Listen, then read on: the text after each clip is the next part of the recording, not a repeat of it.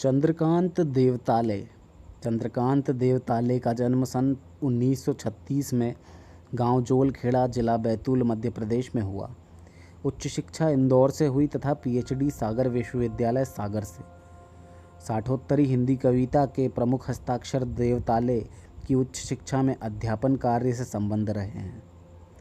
देवताले जी की प्रमुख कृतियां हैं हड्डियों में छिपा ज्वर, दीवारों पर खून से, लकड़ बग्घा हंस रहा, भूखंड तप रहा, पत्थर की बेंच, इतनी पत्थर रोशनी, उजाड़ में संग्रहालय आदि। देवताले जी अनेक पुरस्कारों से सम्मानित हुए। माखनलाल चतुर्वेदी पुरस्कार, मध्य प्रदेश शासन का शिखर सम्मान। उनकी कविताओं के अनुवाद प्रायः सभी भारतीय भाषाओं में और कई विदेशी भाषाओं में हुए हैं। देवताले की कविता की जड़ें गाँव, कस्बों और निम्न मध्य वर्ग के जीवन में हैं। उसमें मानव जीवन अपनी विविधता और विडंबनाओं के साथ उपस्थित हुआ है। कवि में जहाँ व्यवस्था की कुरूपता के खिलाफ गुस्सा है, वही मानवीय प्रेम भाव भी है। वह अपनी बात सीधे और मारक ढंग से कहता है। कविता की भाषा में अत्यंत पारदर्शिता और एक विरल संगीतात्मकता दिखाई देती है।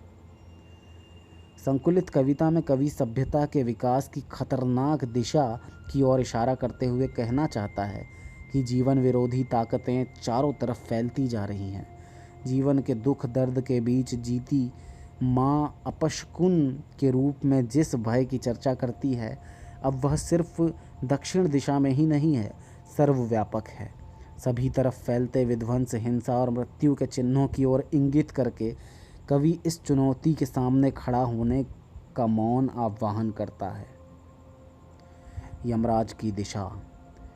माँ की ईश्वर से मुलाकात हुई या नहीं कहना मुश्किल है, पर वह जताती थी जैसे ईश्वर से उसकी बातचीत होती रहती है और उससे प्राप्त सलाहों के अनुसार ज़िंदगी जीने और दुख बर्दाश्त करने के रास्ते खोज लेती है।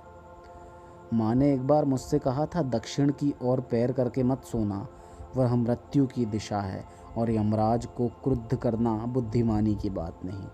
तब मैं छोटा था और मैंने यमराज के घर का पता पूछा था। उसने बताया था, तुम जहाँ भी हो वहाँ से हमेशा दक्षिण में। माँ की समझाइश के बाद दक्षिण दिशा में पैर करके मैं कभी नहीं सोया और इससे इतना फ़ायदा ज़रूर हुआ कि दक्षिण दिशा पहचानने में मुझे कभी मुश्किल का सामना नहीं करना पड़ा। मैं दक्षिण में दूर दूर तक गया और मुझे हमेशा माँ याद आई। दक्षिण को लांघ लेना संभव नहीं था। होता छोर तक पहुँच पाना तो यमराज का घर देख लेता। पर आज जिधर भी पैर करके सो वही दक्षिण दिशा हो जाती है। सभी दिशाओं में यमराज के आलीशान महल है और वे सभी में एक साथ अपनी दहकती आँखों सहित विराजते हैं। माँ अब नहीं है और यमराज की दिशा भी वह नहीं रही जो माँ जानती थी।